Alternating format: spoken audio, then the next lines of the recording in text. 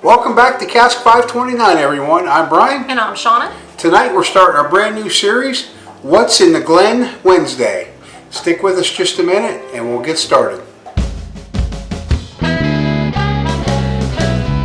Welcome back, everyone. So, this first episode ever of What's in Your Glen Wednesday. Kudos and a shout out to Mike Rowe, who was nice enough to fill all of these 1 ounce samples for Brian and I to do. Thanks, Mike. Yes, thank you. If you're not sure who Mike is, Mike's the guy who's on the live with Mark and Brian a lot. He's the middle guy. He's the middle guy. So, anywho, I'm going to have Brian pick a vial or a test tube, whatever you want to call it. Tell me what's on it. 18. 18. All right. So what we're going to be doing is we're going to be splitting that. Just going to be tasting it, reviewing it, trying to maybe guess what it is, what we think. I can tell you though that when Mike brought those, now we've since, once Shona made tags and numbered everything, we covered everything up, but there were very few of those samples that we had. No, that's right. So we have not had a lot of these. I think there's maybe 2 or 3 that we actually have had. So the chances of guessing what's actually in the Glen is going to be pretty slim. Pretty slim. I'm going to line these up because I want to make sure I don't give Brian more than me, which I did. But that's okay. I got to get better at pouring that half and half. It's all good. Thanks. Well, it's only a half an ounce, so I want to make sure we both have it. I'm aware. These are like the samples that Mark requested Saturday or Friday night. Yeah, it didn't do him much good though, did it? No, they didn't. Well, when there's when you have 20 of them. We do. 20 was a stretch, but yeah, it was.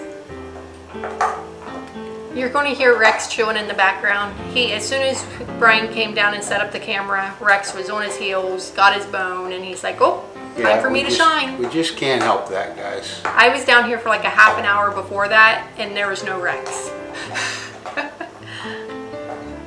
Just a quick observation. I think the viscosity is probably pretty thick on this. Yeah, it's coating the glass pretty good. Yeah, it's putting some pretty nice legs on the glass. It's a lot of baking spice on the nose. It's really a nice nose. I am getting the spice, definitely. I'm getting a little bit of heat on the nose. A little bit of tobacco. Definitely some char. Don't take too big of a sip. Yeah, nice nose.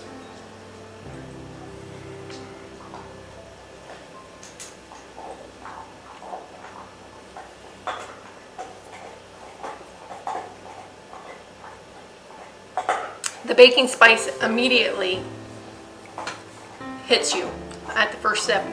It is creamy. It is creamy, but it's finishing with this nice, sweet vanilla note. Yeah. But the first, wow, that finish is nice. I feel like I've got some cinnamon wrapped up with that vanilla. In the finish. Yeah. That is really, there's a nice hug there. It's not one of those hugs that makes you have to muscle through it, but yet you don't have to look for it either. That's a really smooth. Digging through the spice, it is a sweeter pour the whole way through. Notes of that vanilla and caramel. Just a tad bit of char, but really getting that baking spice. It's really pleasant. So I'm going to guess this is a higher rye. I don't know if it is a rye, but it's definitely a higher rye.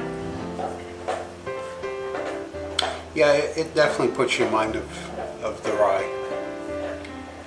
I'm trying to think of what the sweetness really reminds me of. It's a little bit unique. Nothing off-putting or anything like that, but it's just It's a unique flavor. It really coats your palate. Like the finish is still there for me. It's a nice pour that sticks with you. It almost puts me in mind of a candy Fireball. It's kind of got that creaminess that comes off of it, a little bit of heat. You know, that's not a real bad heat that comes off those. Or it didn't used to be. It's been years since I had one, but I don't know about the creaminess that you're talking about, but I know what you're talking about in the essence that when you first stick the Fireball in your mouth and it's real spicy, like the spices on it, and then you get to that white center and it cools off and it's sweeter and yeah, that's very good. Okay, I do not feel it's very fruity. I don't think it is. I'm going to say probably in the high 90s, low 100s. I'm going to say mid-90s. Mid-90s? I'm going to say 95 to 98. Yeah. Is where I'm going to go. I'm going to, because I said high to low, I'm just going to go right at 100. I don't know if it's bottled and bond or anything like that, but I'm going to say it's probably sitting at my palate right at 100. I'm anxious to see what that is because that's really good. I do feel it is definitely a higher rye. I don't know if it's a pure rye, but still a bourbon, just a high rye. I'm not sure. It's very unique. I can't say that I've not had something similar to that before. I'm sure I have, but to guess who it's from, I cannot. No, I can't.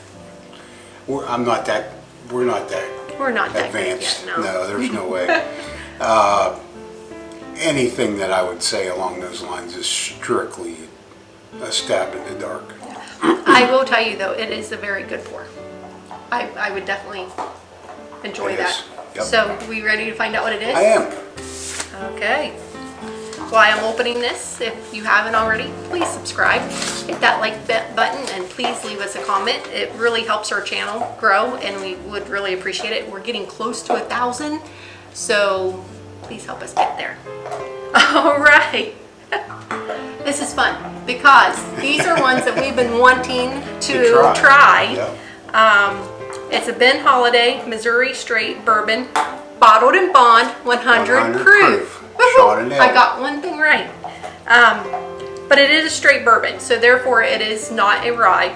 But I would definitely say it's a higher rye mash bill. We'll have to look that up. Yeah, we'll have to see look if that it up is. and see See if they even publish it. I'm not sure. Anyways, Ben Holiday Missouri Straight Bourbon, delicious. It was a good pour. And you know we've heard nothing but good about the holiday stuff. So yeah. Definitely not disappointed in that one. No. And Mike, again, if you're watching, thank you so much for the box of samples. Yes, thank you, really Mike. appreciate it. If anybody else is interested in sending us some samples, shoot us an email and we'll get you our information. We would appreciate it, but no obligation.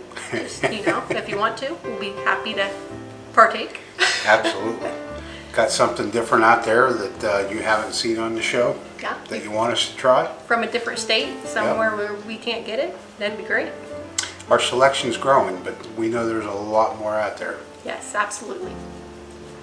So I think that's all. It. This has been a success for our first What's in the Glen Wednesday. It is, yeah. So guys, I hope you enjoyed this.